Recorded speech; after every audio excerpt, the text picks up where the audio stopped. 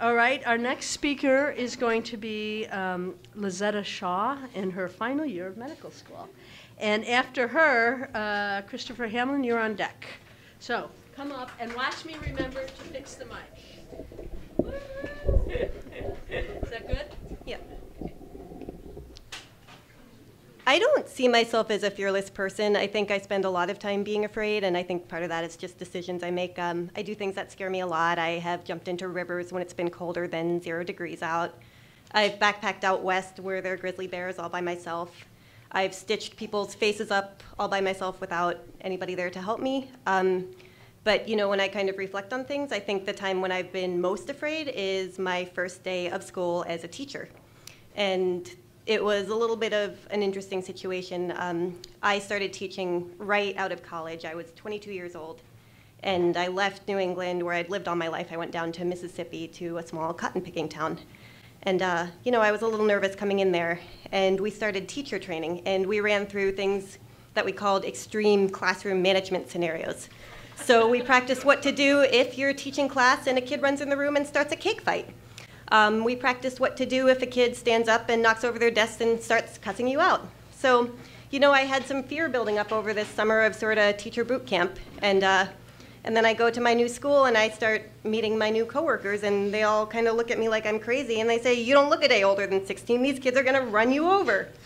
But you know what you have to do? There's only one thing you can do that you can get them to listen to you, and that's you got to paddle. You got to learn to paddle hard. They'll respect you then. And this was all a new thing for me. We don't do that in New England, so I was getting pretty intimidated when the first day of school rolled around, and I think I didn't sleep much that night. I was driving to school, and I started feeling like I was going to throw up. I started having visions of all these things happening that we talked about over the summer, fights in my room. I thought everybody would hop up on the first day and not listen to me and not do anything I said, and but I put my game face on, and I tried to act like I was fearless and look composed, even though I was terrified. And, I started my first day, I introduced myself. I said, "Hi, I'm Ms. Shaw. I'm your science teacher, and we're going to start today by talking about rules.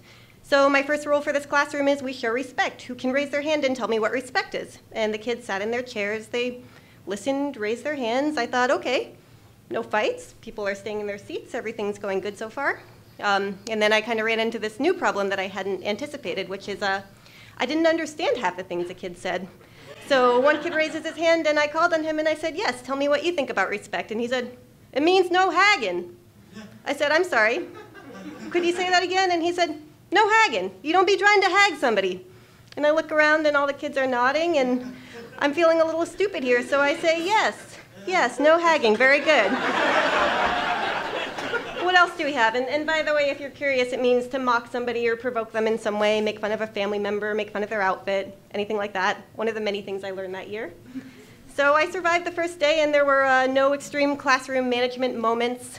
Everything went pretty okay, but it was a tough year. It was a tough school, and a lot of the things that we'd been warned about I did experience. Things got chaotic at times. Kids didn't always listen. There were fights in the halls, and it was really difficult. And I had a lot of coworkers who actually quit mid-year because of it. But, as hard as it was, I stayed through, and I lasted the year. And, I had a little bit of time off before my second year of teaching. I went back to the same school. And then a few days before my first day of my second year teaching, I was at the bakery in town, and I ran into Mr. Rose, the art teacher, who was kind of a gruff guy, pretty serious, didn't smile a whole lot. A little bit of a grump. And so I ran into him, and I said, "Mr. Rose, how are you doing?" He said, "I'm doing well. How about you?" And I said, I'm feeling really nervous. And he said, "Well, why is that?" And I said, "Oh, school's starting. I know what I'm getting myself into this year. I kind of have this dread, and, I know where things are going." And he said, "Well, Ms. Shaw, I've seen you in action, and from what I've seen of you, you're pretty tough, and it's going to be okay. I think you got it. You'll be fine." And to me, that was such a reassuring thing. And, I did feel really scared coming into that first day of school of second year. And, every time I thought about it, I thought about what Mr. Rose said. And even though I had so much fear, somehow I had made people think that I did have it together and I was composed. And, I got through it that way. And I got through that first day and the rest of the year and the rest of the years of teaching after that. And, these days when I do something that I'm scared of, like coming up here and telling a story or stitching somebody's face up, and I start feeling nervous about it, I just kind of think through that very first day of school, and I think about what Mr. Rose said and how I sort of pushed through it then, and that's how I keep going. Thank you.